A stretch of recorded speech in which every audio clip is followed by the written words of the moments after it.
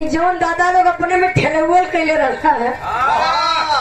ठेलुअल हाँ हो, ए दादा के देख के ही बजौलन है। ए दादा के जमाने का गीत हो। ये गीत कबो पुरान होबे ना करी। जब दादा लोग गौलन तबो नहीं रहल, आज हमान गावत बनी तबो नहीं बा। तो लोग मर जाइबा तबो नहीं रहे। आने वाला पीढ़ी गाई तबो ही नहीं रही। कबो पुरान होबे ना करी। हम चाहत बनी के महफिल में सबसे पहले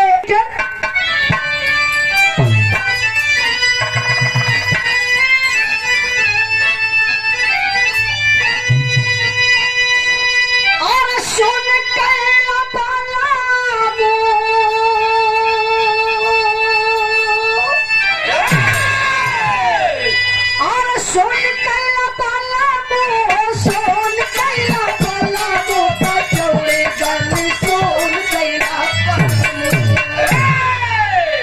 मिर्जापुर के कैला गोला चार हो कचौड़ी गल सोन कैला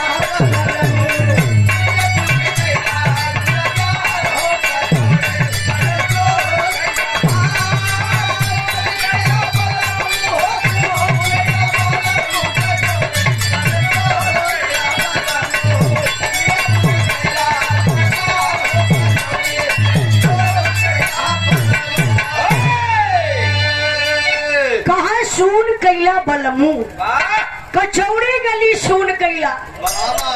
आज का मॉडल जमाना, मॉडल गवैया मॉडल सुनवैया। आज का गवैया गावत हुआ जा तारा परदेश बलमुआ घर में हमके छोड़ के। तनी जाए से पहले खाला मुर्गा से रोटी बोर के। और मुर्गा से ना एक कक्का तब किथुआ से वो ठलाली से हमर बोरल नहीं जाला। तब का कहिए ओके चाटल जाला। इस समाज सुधारक हुआ।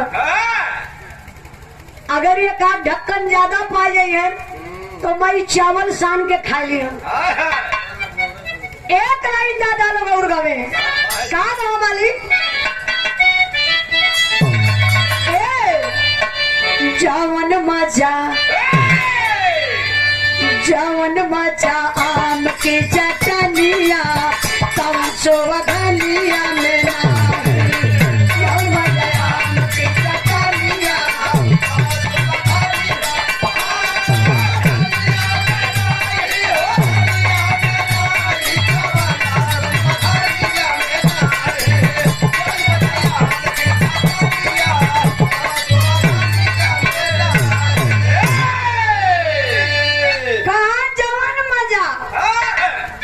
ए भैया यार नाच ज्यादा होले का।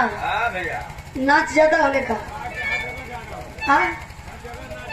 नहीं लगत है। नच देखवा हुआ पैसा ऐसा देखावत हो बुझात बा कि मन नचनिया हिला जाई उनकी अचरा उड़ाई के कहोगे तहे दिल से शुक्रिया अदा करती हूँ। नहीं मन भी रही हिला यहाँ तक कई बात लेके हम ले लेकिन वहाँ ले तक मन कस्ता ही न जाई। वो आपका पैसा वापस घरे चल जाएगी आपके। आप बड़े में ना मिली। ये गीत स्पष्ट बतावत बा कि मजा कहाँ मिली।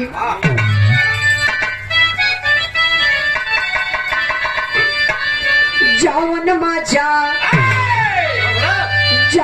मजा अपनी तो लगनिया तवन हीरोइनिया में ना